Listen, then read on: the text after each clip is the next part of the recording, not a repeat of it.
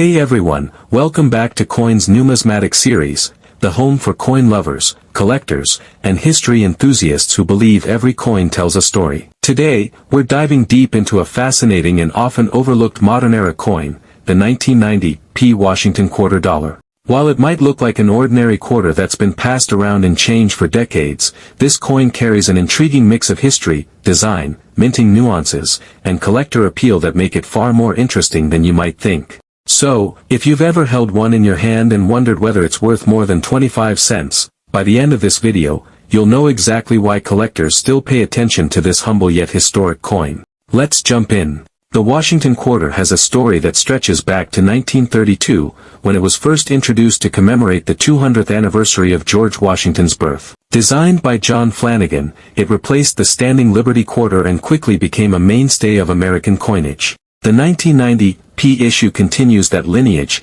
representing the pre-statehood era of the quarter, before the flood of special designs that began in 1999 with the 50-state quarters program. This makes the 1990 P part of what collectors call the modern-clad Washington quarters, minted between 1965 and 1998. Now, let's break down what makes the 1990 P special. First, the P mint mark indicates that the coin was struck at the Philadelphia Mint. Philadelphia, by 1990, was one of the largest coin-producing facilities in the world, turning out billions of coins annually. That year, the mint struck over 613 million Washington quarters with the P mint mark, an impressive number, which might make you think this coin is common. But as any seasoned numismatist knows, even among high mintage coins, subtle variations, condition, and small minting differences can make all the difference in value. The 1990 P Washington quarter is composed of a copper-nickel clad over a pure copper core. This gives it that familiar silver-gray shine, though, unlike the pre-1965 silver quarters, it contains no actual silver. Its weight is 5.67 grams, with a diameter of 24.3 millimeters and a reeded edge. These specs are consistent with other clad quarters of its era, but what's fascinating is how the condition, even within modern coins, dramatically influences collector interest. A 1990 P quarter in fine condition is one that has seen moderate circulation. You'll notice somewhere on Washington's hair, cheek, and jawline, but the major details are still clear and defined. The inscriptions like "Liberty, in God We Trust," and the date, 1990, are easily readable, though the luster that once shimmered across its surface has softened over time. On the reverse side, the bold eagle design, wings spread proudly with arrows and olive branches beneath, remains visible, though the high points, especially on the feathers and legs, might show some smoothing from years of handling. Now, you might ask, what's so interesting about a circulated quarter from the 1990s? The answer lies in the details.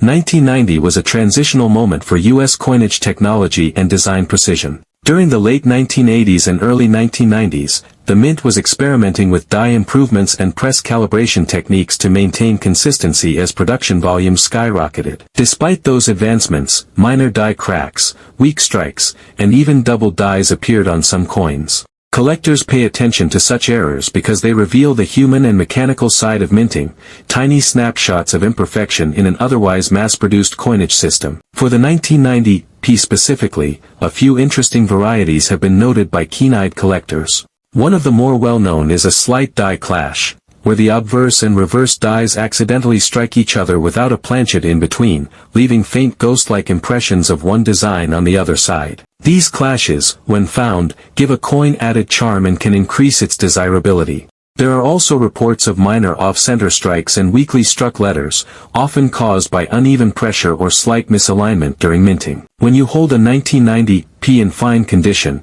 you're holding not just a quarter but a piece of that minting history. Each small abrasion tells part of its journey.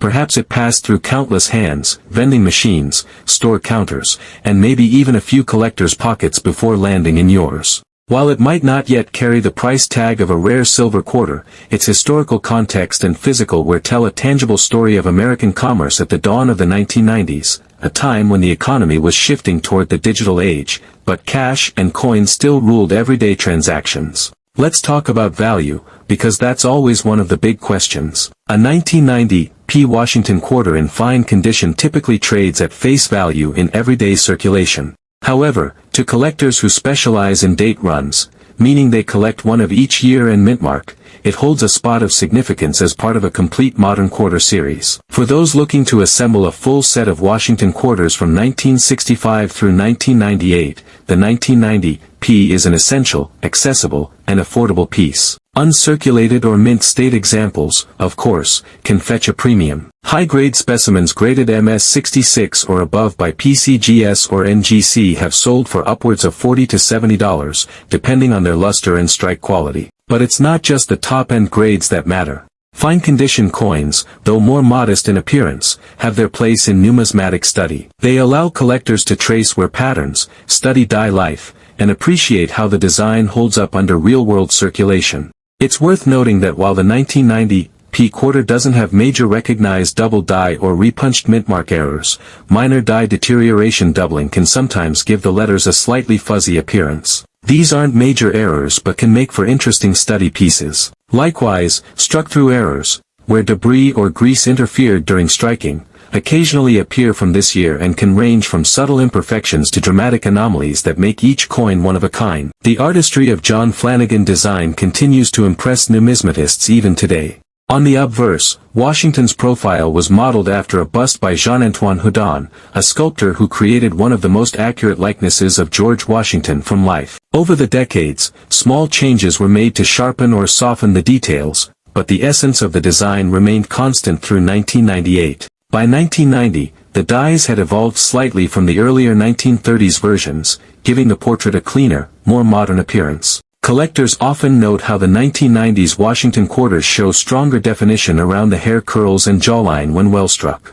The reverse design, with its majestic eagle perched on arrows and olive branches, symbolizes America's balance of strength and peace, ready to defend but always striving for harmony. This motif had been in use for nearly 60 years by 1990, making it one of the longest-running reverse designs in U.S. coinage history at that point. Holding a 1990 is like holding the end of an era, the twilight years of the traditional eagle before the quarters reverse would undergo a complete transformation with the 1999 State Quarter Series. In fine condition, the surface tells you that this coin has lived. The dull gray toning that replaces the original mint shine is part of its character. You might notice slight discoloration along the rims, where copper from the core peeks through after years of wear. To some, that might seem like damage, but to collectors, it's part of the natural patina of time, proof that this coin has traveled through decades of American life. For those who collect by year or enjoy studying the evolution of modern coinage, the 1990 offers a perfect example of transitional U.S. minting, between the more error-prone 1970s and the highly refined 2000s. It represents both stability and quiet innovation. Its affordability makes it an ideal coin for new collectors, yet its connection to the broader Washington series gives it lasting appeal for experienced numismatists as well. If you happen to have one, take a moment to examine it under a magnifier. Look closely at the mintmark P, the texture of Washington's hair, and the spacing of the letters in God We Trust. Each small detail tells you about the die state and production quality of that specific coin. That's part of the magic of coin collecting. Every single piece, even a common quarter, carries its own fingerprint of history.